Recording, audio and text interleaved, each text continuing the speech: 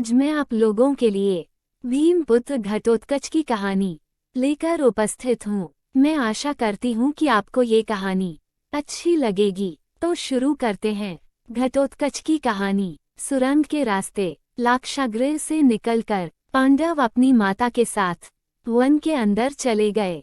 कई कोस चलने के कारण भीमसेन को छोड़कर शेष लोग थकान से बेहाल हो गए और एक वट वृक्ष के नीचे लेट गए। माता कुंती प्यास से व्याकुल थीं, इसलिए भीमसेन किसी जलाशय या सरोवर की खोज में चले गए। एक जलाशय दृष्टिगत होने पर उन्होंने पहले स्वयं जल पिया और माता तथा भाइयों को जल पिलाने के लिए लौटकर उनके पास आए। वे सभी थकान के कारण गहरी निद्रा में निमग्न हो चुके थे, अतः भीम वहां पर पहरा देने लगे। उस वन में हिडिंब नाम का एक भयानक असुर का निवास था। मानवों का गंध मिलने पर उसने पांडवों को पकड़ लाने के लिए अपनी बहन हिडिंबा को भेजा, ताकि वह उन्हें अपना आहार बनाकर अपनी क्षुधा पूर्ति कर सके। वहां पर पहुंचने पर हिडिंबा ने भीमसेन को पहरा देते हुए देखा और उनके सुंदर मुखारविंद तथा बलिष्ठ शरीर को देखकर उन पर आसक्त हो गई। उसने अपनी राक्षसी माया से एक अपूर्व लावण्यमयी सुंदरी का रूप बना लिया और भीमसेन के पास जा पहुंची। भीमसेन ने उससे पूछा, हे सुंदरी, तुम कौन हो और रात्रि में इस भयानक वन में अकेली क्यों घूम रही हो? भीम के प्रश्न के उत्तर में हिडिंबा ने कहा, हे नरश्रेष्ठ, मैं हिडिंबा नाम की राक्षसी हूँ। मेरे भाई ने मुझे आप लोगों को पकड़कर लाने के लिए भेजा है, किंतु मेरा हृदय आप पर आसक्त हो गया है तथा मैं आपको अपने पति के रूप में प्राप्त करना चाहती हूँ। मेरा भाई हिडिंब बहुत दुष्ट और क्रूर है, किंतु मैं इतना सामर्थ्य रखती हूँ कि आपको उसके चंगुल से बचाकर सुरक्षित स्थान तक पहुँचा सकूं।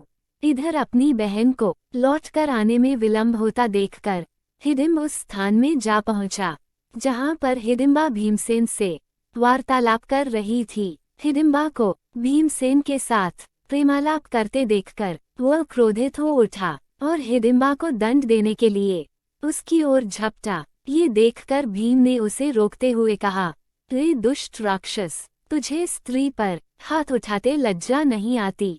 यदि तू इतना ही वीर और पराक्रमी है तो मुझसे युद्ध कर।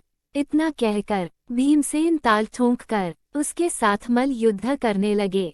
कुंती तथा अन्य पांडव की भी नींद खुल गई। वहां पर भीम को एक राक्षस के साथ युद्ध करते तथा एक रूपवती कन्या को खड़ी देखकर कुंती ने पूछा, पुत्री, तुम कौन हो? हिडिंबा ने सारी बातें उन्हें बता दी। अर्जुन ने हिडिंब को मारने के लिए अपना धनुष उठा लिया, किंतु भीम ने उन्हें बाण छोड़ने से मना करते हुए कहा, भैया, आप बाण मत छोड़िए, यह मेरा शिकार है और मेरे ही हाथों मरेगा।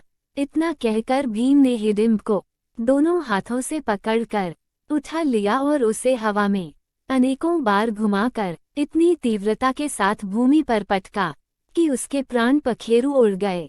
हिडिंब के मरने पर वे लोग वहां से प्रस्थान की तैयारी करने लगे। इस पर हिडिंबा कुंती के चरणों में गिरकर प्रार्थना करने लगी, हे माता, मैंने आपके पुत्र भीम को अपने पति के रूप में स्वीकार कर लिया है। आप लोग मुझे कृपा करके स्वीकार कर लीजिए। यदि आप लोगों ने मुझे स्वीकार नहीं किया तो मैं इसी क्षण अपने प्राणों का त्याग कर दूंगी। हिडिंबा के हृदय में भीम के प्रति प्रबल प्रेम की भावना देखकर युधिष्ठिर बोले, हिडिंबे, मैं तुम्हें अपने भाई को सौंपता हूँ, किंतु ये केवल दिन में तुम्हारे साथ रहा करेगा और रात्रि को हम लोगों के साथ रहा करेगा। हिडिंबा इसके लिए तैयार हो गई और भीमसेन के साथ आनंद पूर्वक जीवन व्यतीत करने लगी।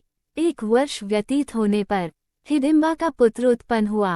उत्पन्न होते समय उसके सिर पर केश उत्कच न होने के कारण उसका नाम घटोत्कच रखा गया। वह अत्यंत मायावी निकला और जन्म लेते ही बड़ा हो गया। हिडिंबा ने अपने पुत्र को पांडवों के पास ले जाकर कहा, यह आपके भाई की संतान है, अतः यह आप लोगों की सेवा में रहेगा। इतना कहकर हिडिंबा वहां से चली गई। घटोत्कच श्रद्धा से पांडवों तथा माता कुंती के चरणों में प्रणाम करके बोला, अब मुझे मेरे योग्य सेवा बताएं। उसकी बात सुनकर कुंती बोली, तू मेरे वंश का सबसे बड़ा पौत्र है, समय आने पर तुम्हारी सेवा अवश्य ली जाएगी। इस पर घटोत्कच ने कहा, आप लोग जब भी मुझे स्मरण करेंगे मैं आप लोगों की सेवा में उपस्थित हो जाऊंगा। इतना कहकर घटोत्कच उत्तराखंड की ओर चला गया।